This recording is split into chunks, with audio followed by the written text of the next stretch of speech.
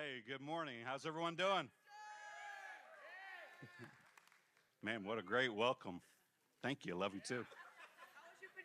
As they said, I'm Pastor James. I'm one of the pastors here. And we're beginning a 6-week sermon series called Name Droppers. Those name droppers are biblical figures that we want to use and drop in our life. And we can look at their lives and we can say, man, we can learn something from it. And you'll get to hear from the pastoral team for these 6 weeks. And I'd like to thank Pastor Darren, Pastor Jenny for the opportunity to hear from our pastoral staff. Man, aren't they great? Aren't our pastoral staff and Pastor Jenny and Darren great?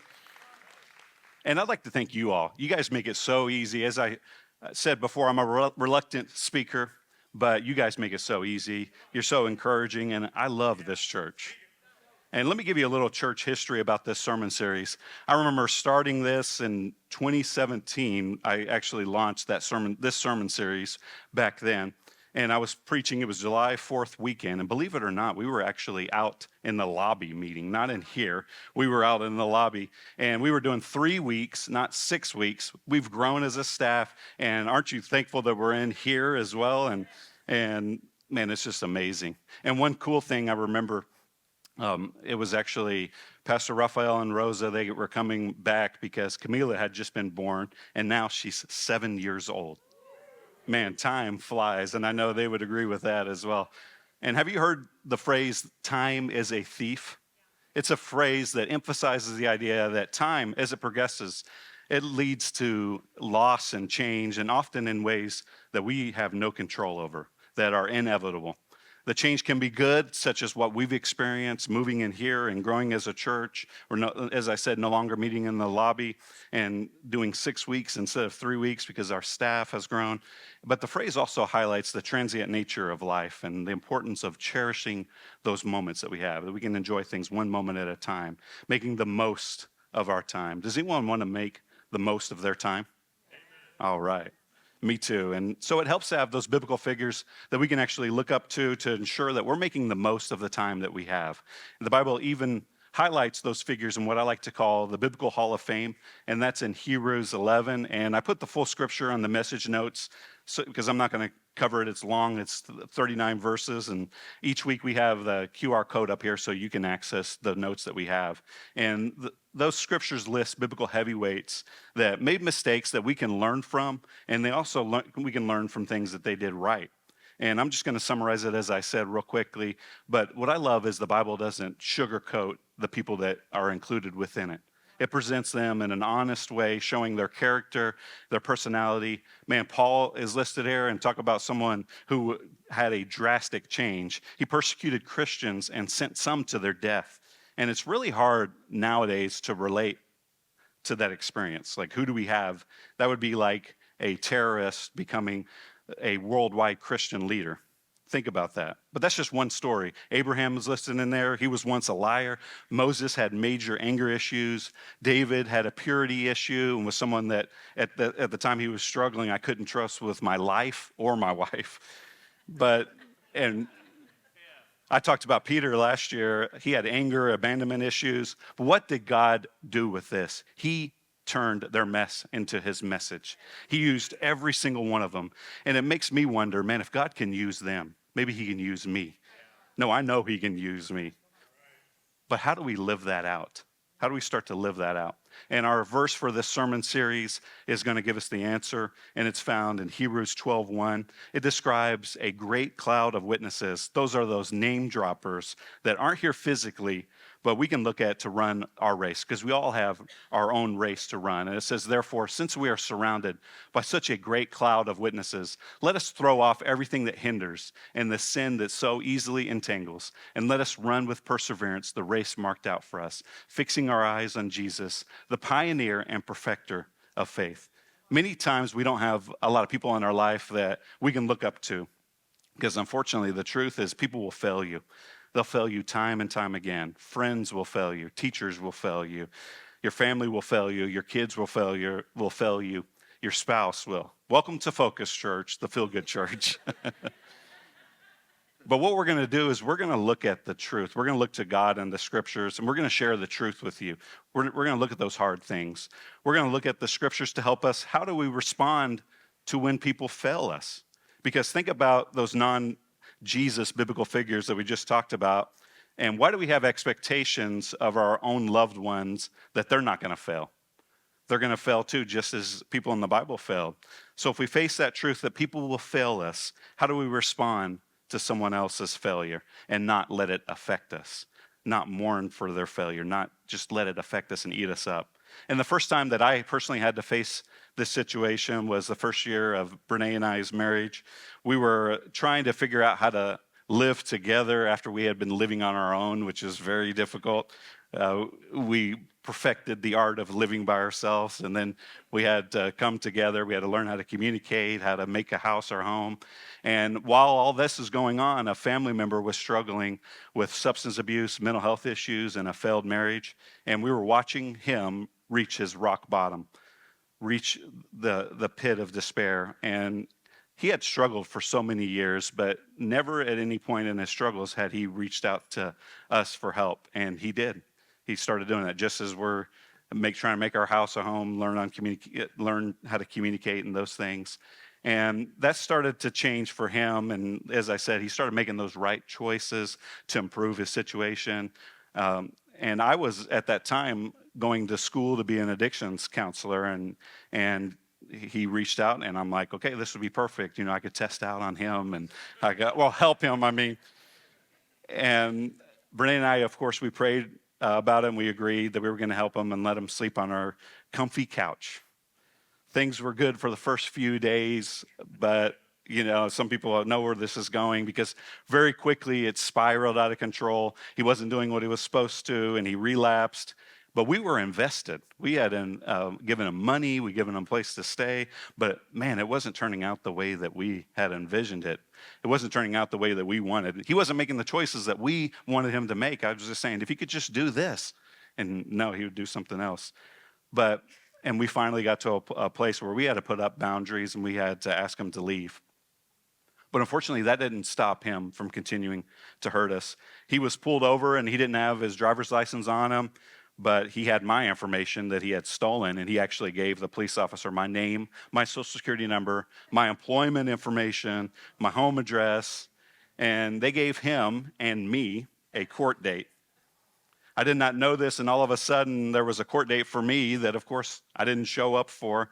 And when that happens, the judge issues a bench warrant, and so suddenly there was a bench warrant out for my arrest. I thought my identity had been stolen, which it was, but I didn't know who did it, and so I'm working with the state to get a new social security card, change all kinds of information, and man, it was a mess that I hadn't created. I didn't have any control over it either.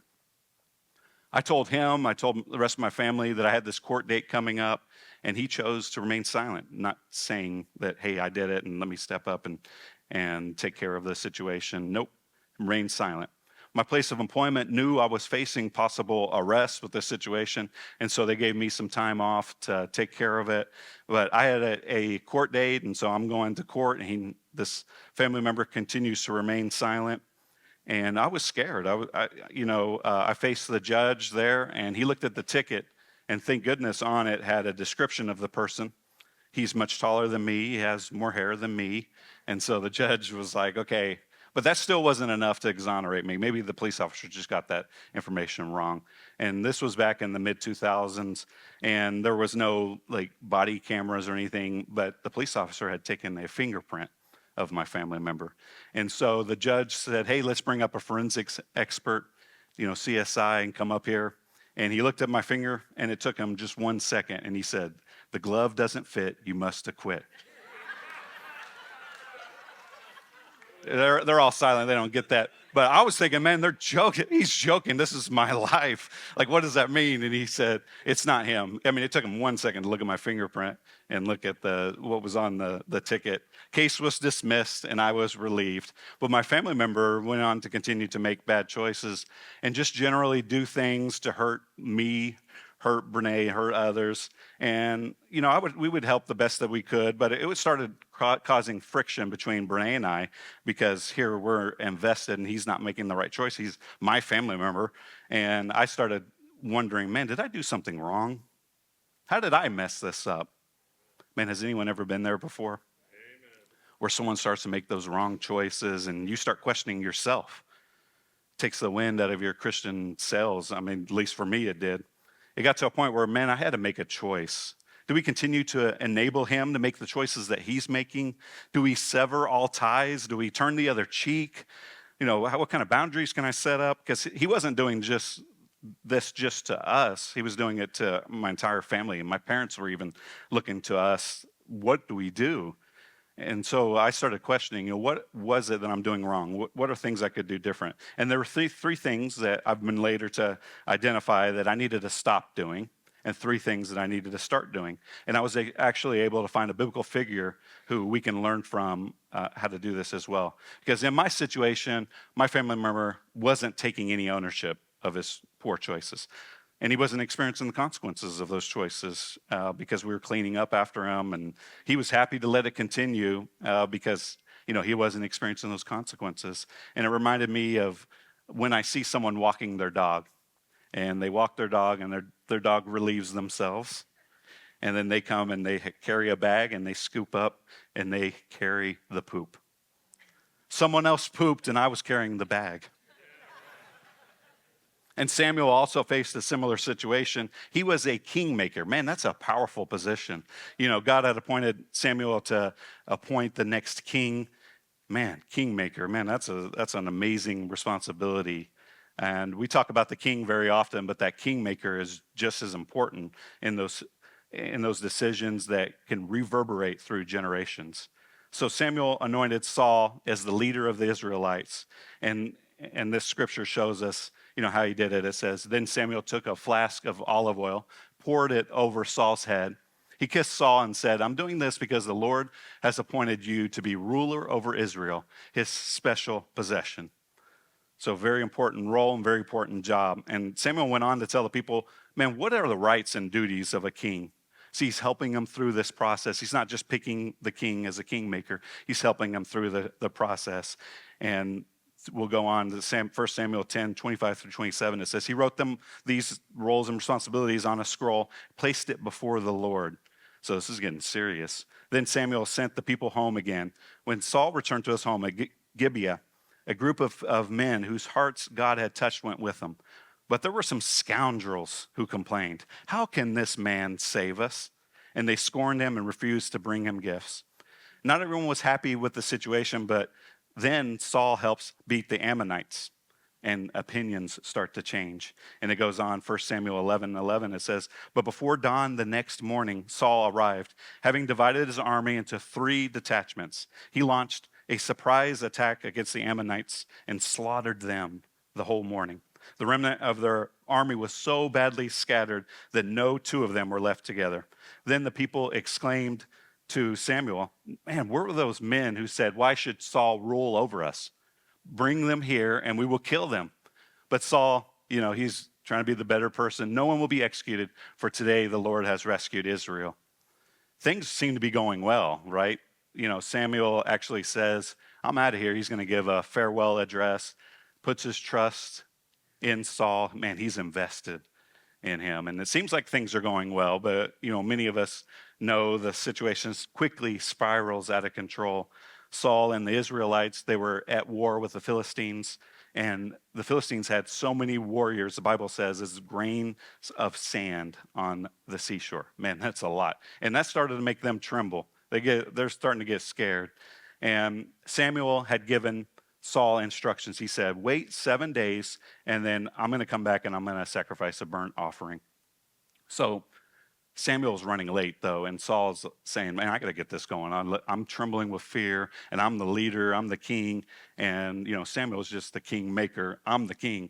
And so he takes care of the burnt offering. And just as he's finishing with this burnt offering, Samuel arrives. Saul comes out, and, he's thinking he did something right, but Samuel says, man, what have you done? And this is Saul's response. I saw my men scattering from me, and you didn't arrive when you said you would. So who's he trying to take responsibility? And the Philistines are at Michmash, ready for battle. Saul was trying to get Samuel to hold his bag of poop. And this is what we need to stop doing. We need to stop holding on to someone else's bag of poop. Who pooped? And who is Saul trying to get someone else to hold his bag? Don't hold the bag. Don't take responsibility for someone else's poop.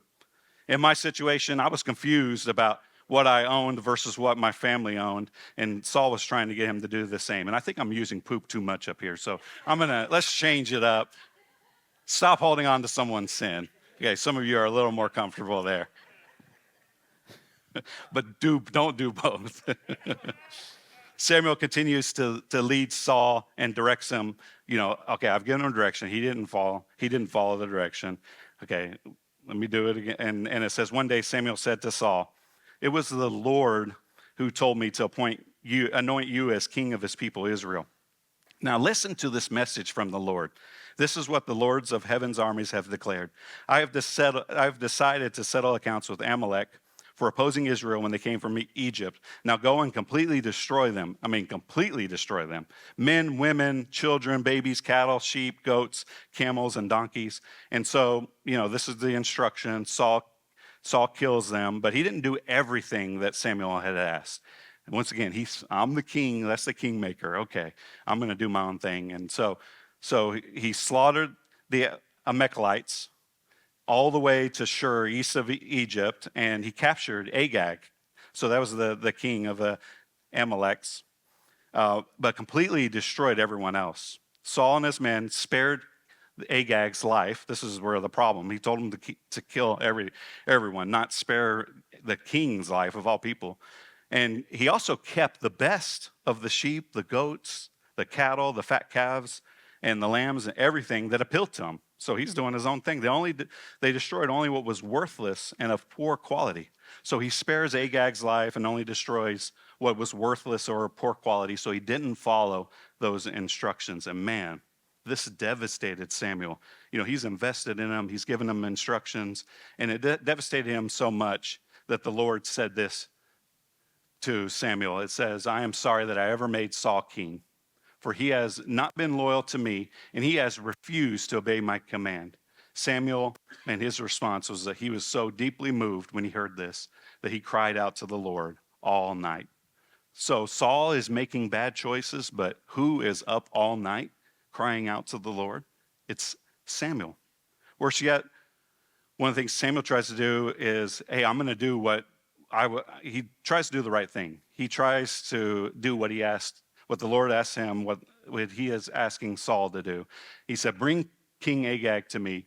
And Agag, the king, arrives full of hope. He thought, man, surely the worst is over and I have been spared. Well, unfortunately, Samuel said, "As your sword has killed the sons of many mothers, now your mother will be childless." And Samuel cut Agag to pieces before the Lord.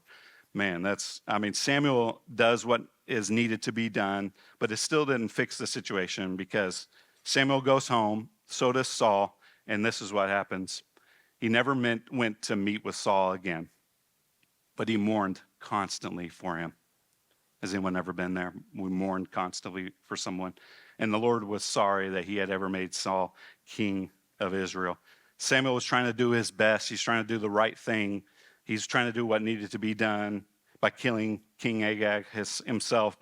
And the Lord was still sorry that he ever made Saul king. And we need to learn that we need to stop control situations and outcomes that are beyond our control. It doesn't work. Samuel, as I said, he did the right thing, and he had the right intentions there. And we often do. We often have the great intentions. Sometimes we don't, but sometimes we do. But we still need to stop trying to control. The task was done. The victory was won. But man, Samuel's not celebrating. He's mourning constantly for Saul. And as I asked earlier, have you ever been there? Have you ever mourned for a situation that was beyond your control, and mourned for a person? Man, I sure have. So what did Samuel do after this? Here's what the scripture says. Now the Lord said to Samuel, "You have mourned long enough for Saul. I have rejected him as king of Israel. So fill your flask with olive oil and go to Bethlehem. Find a man named Jesse who lives there, for I have selected one of his sons to be my king." So Samuel had to learn something that has been life-changing for me, and it's to stop trying to fix others. Amen. You can pray for them, you can intercede for them, but you can't fix them. You can influence them, but you can't fix them. Earlier, I shared that story about, trying to help my family member. And while the situation was going on, I wasn't really in a place to help him. I was not. It didn't stop me from trying, but I wasn't even in a place to know that he put me in that situation where I could have gone to jail and could have been in jail for a crime that I didn't commit. And I didn't find that out till much later that he finally came and let me know. And it was a 10-year period of time that we reconciled, and he got treatment. He's in a much better place now, and we have a great relationship. And I was able to help him go through that recovery process too later, because I went through it myself. And that may be strange to some of you, because I wasn't struggling with substance abuse. I wasn't struggling at that time, but I had to understand the process of recovery if I wanted to help someone go through that process. I was really good at focusing on my own problems, or focusing on other people's problems, but ignoring my own. And I found a Christ-centered recovery program called Celebrate Recovery, and I started working the program. And the way the program works is you come, and it's at a church, and you have a large group meeting where there's worship, a teaching or testimony, and then you go into a small group. Men go together and the women go together, and you share your struggles, and you get to hear other people's struggles. And then that doesn't just stop with the meetings. You also have accountability partners and sponsor, and it's work. You put in work to go through the process. And that accountability team helps hold you accountable. And I've been told so many great things that have been life-changing from my accountability team and in those groups. One of which, that if you have a finger that's pointing at someone else, you actually have 3 pointing back at you. And so if you're constantly focusing on other people and other things, that's a good reminder to look at. And I still, to this day, I have a sponsor and I have accountability partners. And one of the things, just because you become a pastor doesn't mean those things can just stop. Sometimes it's even more of a struggle. And even Pastor Darren has talked about, the people that he has accountable, that he's accountable to, and has that accountability team, and how important that is. And I was able to have compassion sitting in those groups, and actually hearing from people who struggled with recovery issues, because it humanized them for me. And it also told me, man, everyone struggles. And a lot of times what they're struggling with is a lot more difficult than what I have. And so one of the key spiritual disciplines that I learned in that process of recovery, and I've been in it since 2007, so I've learned a lot, but the one most important thing that I've learned is self-examination. Instead of mourning, pounding my hand on a table, yelling at the person, focusing on them, I focused on myself. And here's what it allowed me to do. And it says, I love this quote. It's, "Nothing will make us so charitable and tender to the faults of others as by self-examination, thoroughly to know our own."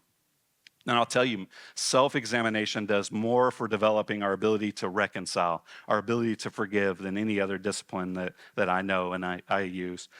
Self-examination does more to develop your ability to have compassion than any other discipline I know. And I had to develop it. And at first, I was really flawed.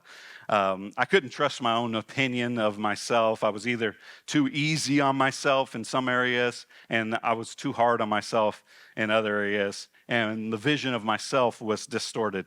Have you ever seen those funhouse mirrors that distort your image?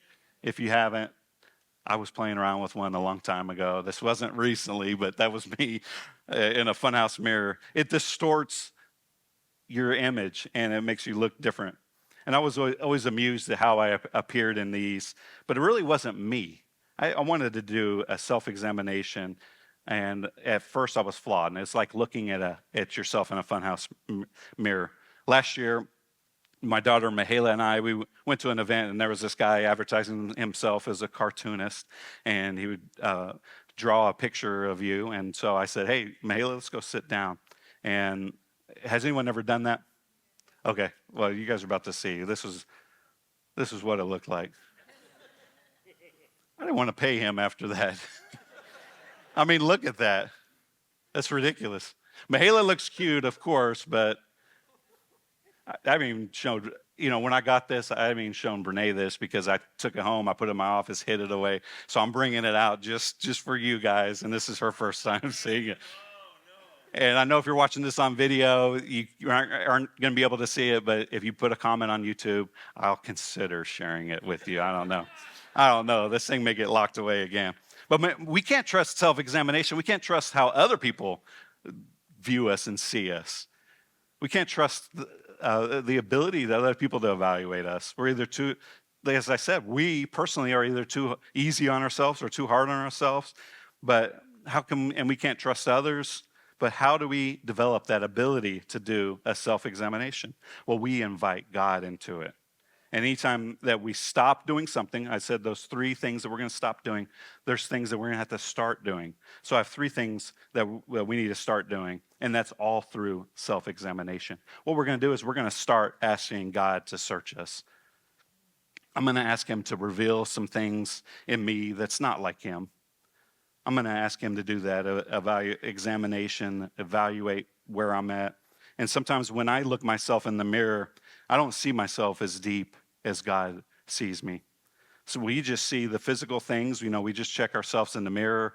Is my hair okay? Well, not my hair. I mean, my beard okay? But we only look at the surface. We don't look at the deep, what we want God to change us on the inside. We don't just want those surface changes. God looks at our heart and our soul, and he knows us. It's one thing for God to know everything, but it's a total game changer for him to know me. When you allow God to search you and then take the next step of removing anything that's not like him, that is so powerful. And it can only happen when you spend daily time with him, those disciplines, and invite him in. Once I started to do that, I wanted it to search me for revelation and identify, what is that next thing that I need to start doing? And that's start asking God to test us for validation. We sit miles from some of the most productive gold mines in Arizona, and you know how gold is tested? It is tested through the fire, 2,000 degrees Fahrenheit. Man, that's hot. Gold is tested, and all the impurities rise to the top and then are scraped off. But we don't want that to happen to us. We don't want to have stuff bubble up that we have to deal with. And that's what happens when we do that self-examination. We invite God, is we're able to deal with those things. We don't want God to test us. We want to be at the top of the mountain, but we don't want to be in the valley. Even though we live in a valley, we don't want those valley days. But you don't learn a lot in pleasure. You learn a lot in sorrow. You learn a lot going through those tough times. And you know what happens when you stop holding on to someone else's sin? Man, they get angry. They start having to face those consequences, and they may even take it out on you. And it may put you in a place where you want to jump in. Well, I don't want to experience the consequences of this person being mad at me. But don't jump in. Don't save the day. They are going to have to face those consequences, and it's going to be painful. There's going to be those valley days where as you start doing this, as you start living this out, and Jesus actually reminds us of this, and it's in John 16:33. It says, "I've told you all this so that you may have peace in me. Here on earth you will have many trials and sorrows." He didn't say if you'll have trouble, you will have trouble. Man, I don't see many bumper stickers with just this part on there. I don't hear the worship team singing songs about this, but I'm leaving out the best part here. What is the best part? It says, "But take heart, because I have overcome the world." So the last thing that we're going to start doing is we're going to start asking God to lead us. And there's 4 specific areas that I'm going to ask God to lead me in. And those are compassion, boundaries, responsibility, and his will. Compassion, man, compassion fatigue is something that's real. And especially if you're in situations where people are hurting you and they're wanting you to deal with the consequences. And it might be hard to continue to have compassion for others, especially when they hurt you. But suffering should matter, no matter who it is. No matter who is suffering, suffering should matter. If you don't have pity for people suffering, you need to have God examine your heart as you do that examination. Because I believe apathy is one of the greatest threats to Christianity today. Boundaries are also important. I want to have boundaries. I want to have compassion for someone, but I also want to put up boundaries so that I'm not developing resentments. Because if I'm not telling people what my expectations are, those unspoken expectations are going to be premeditated resentments. We have to create boundaries. We have to communicate our expectations, and we have to communicate our needs. And we can't get mad at someone if they're not meeting them and we haven't communicated those things. And that's what boundaries allows us to do. Responsibility is another important thing. Parents, future parents, I want to tell you something. We have a responsibility for our kids. So if Mihaela plays, as cute as she is, you saw in the picture, if she's playing softball and she hits a softball into someone's window and breaks it, she's responsible, but I'm accountable because I'm her dad.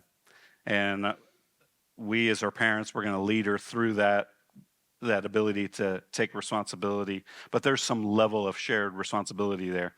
And I worked at a juvenile delinquent facility for 3 years, and of all the kids that I worked with that came through that facility, I always saw one thing that they all had in common, and it was this thing of responsibility and accountability was messed up in their family system. Either their parent took all the responsibility and wanted to be best friends with the child, or they took no responsibility and there was total neglect.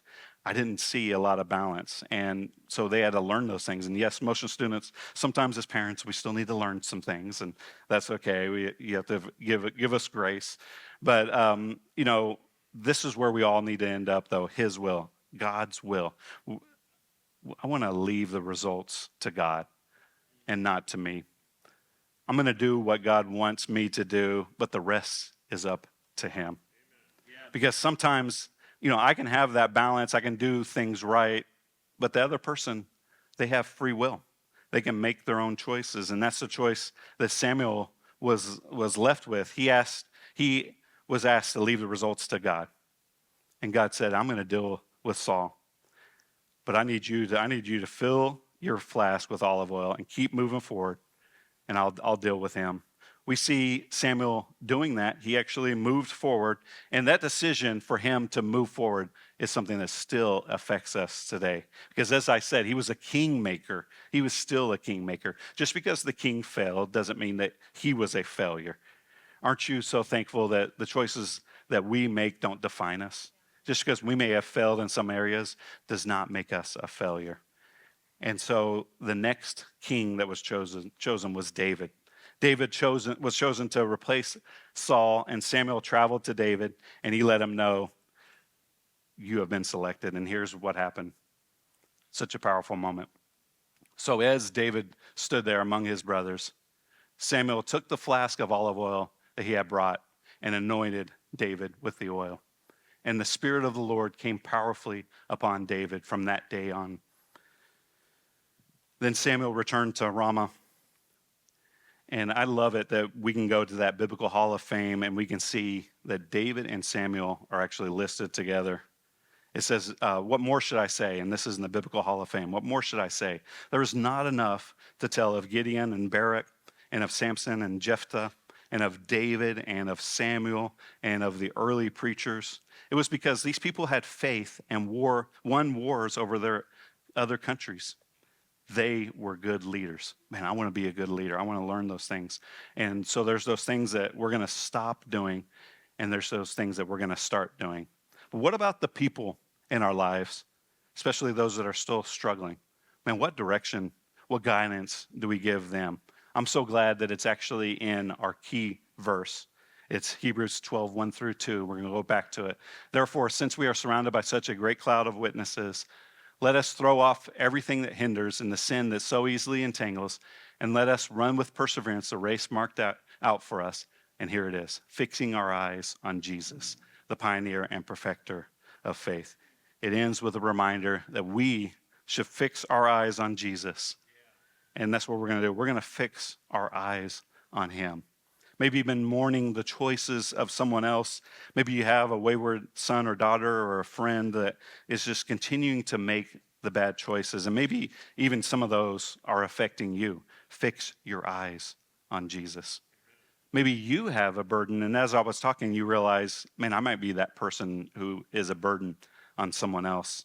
And that might bring some shame, and that might But as I said, just because you failed does not make you a failure. Maybe you need to start that process of self-examination too, getting some accountability in your life, and you need to fix your eyes on Jesus and let him help you through that. And I'm going to give you an opportunity to turn those burdens over to Jesus. Maybe you need to do that on behalf of someone else, and you need to actually stop holding on to that and stop trying to fix them. And that's your process of doing that for them. Maybe you know someone who needs a miracle and they need life change. You try to do it on your own, man. It's just not working. It's not going to work. And I remember when I was working as a recovery pastor, I've had so many people come up to me and say, hey, could you fix my husband? Or could you fix my son? And I'm thinking, well, how many years have you had the ability? And I say, I can't fix anyone. I can only point them to the cross.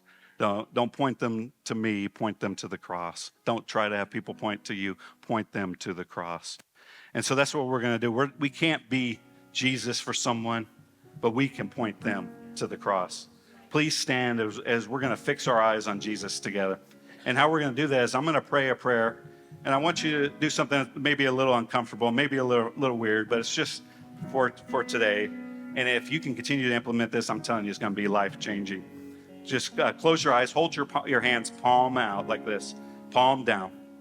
Take a minute. Think about all those things that are going on in your life right now, things that are overwhelming, that are piling up, and that's why we're holding our palms down. It's too many things, too many burdens that we have, the unknown, the conversations, the choices that people are making, the situations where it's just piling up. Feel all that stress, all that difficulty, and then what I want you to do is hold your hands up. In this moment, we're going to turn it over to God. We're going to make that choice to give him the burdens. And I'm going to pray and allow God to take that. Father, just take it. I pray for the situations, the people that came to mind right now. This message is just for me as it is as anyone. And I pray as those things come up and as they continue to come up, we can do this act. We can give you the burden. The things that we mourn, the people that we mourn, help us to stop trying to fix them. Fix our eyes on you. We're yoking up with you. We're letting you carry our burdens. God, grant us the serenity to accept the things that we can't change, the courage to change the things we can. Help us live one day at a time, enjoying one moment at a time, accepting hardship as a pathway to peace, taking this sinful world as it is, not as we would have it, trusting you'll make all things right if we surrender to your will, so that we may be reasonably happy in this life and supremely happy with you forever and the next. Amen. During this next song, let's surrender. Let's surrender those burdens. Let's make room in our life.